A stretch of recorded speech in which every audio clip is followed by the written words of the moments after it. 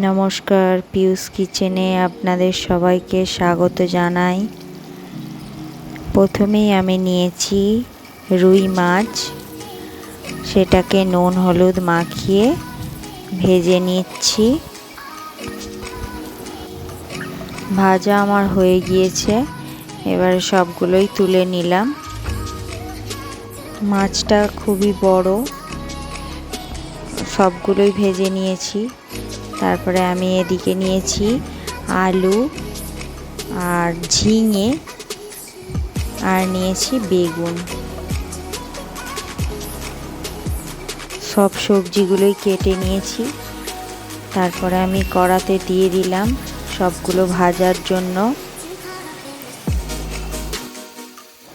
প্রথমে আমি ঝিঙে আর বেগুনটাকে একটু ভিজিয়ে নিয়েছি, তারপরে দিলাম আলুটাকেও ভালো করে ভেজে নেব, ওর সাথেই ভেজে নিচ্ছি।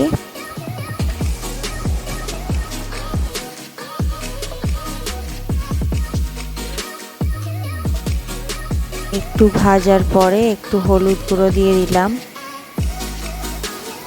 দিয়ে আরও কিছুক্ষণ ভেজে নেব। আমার অনেকক্ষণ ভাজা হয়ে গিয়েছে। তারপরে দিয়ে দিলাম জল, ওর মধ্যে জল দিয়ে এটাকে সেদ্ধ হতে দেব কিছুক্ষণ।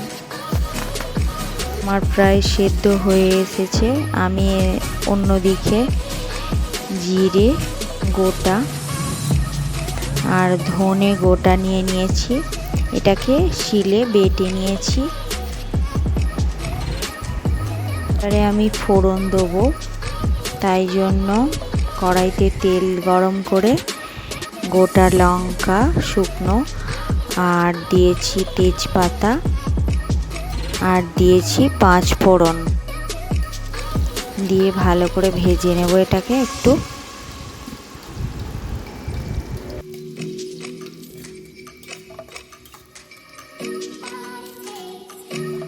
কিছুক্ষণ ভাজার পরে আমি যে জিরে আর ধনেটা বেটেছিলাম সেটাকে দিয়ে দিলাম, দিয়ে একটু কষিয়ে নিচ্ছি মশলাটা।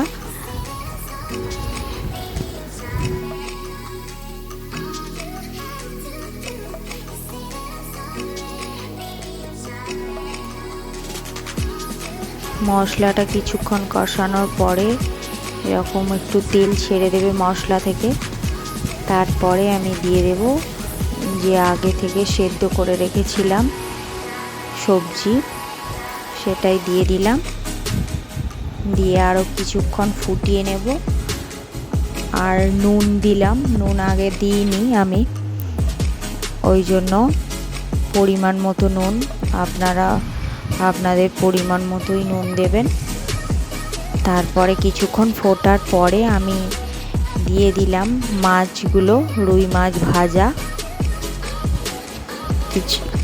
5 মিনিটের মতো ফুটিয়েছি, ফুটিয়ে তারপরে নামিয়ে নিয়েছি। আমার রেডি ঝিঙে আলু বেগুনের রুই মাছ দিয়ে ঝোল। ধন্যবাদ।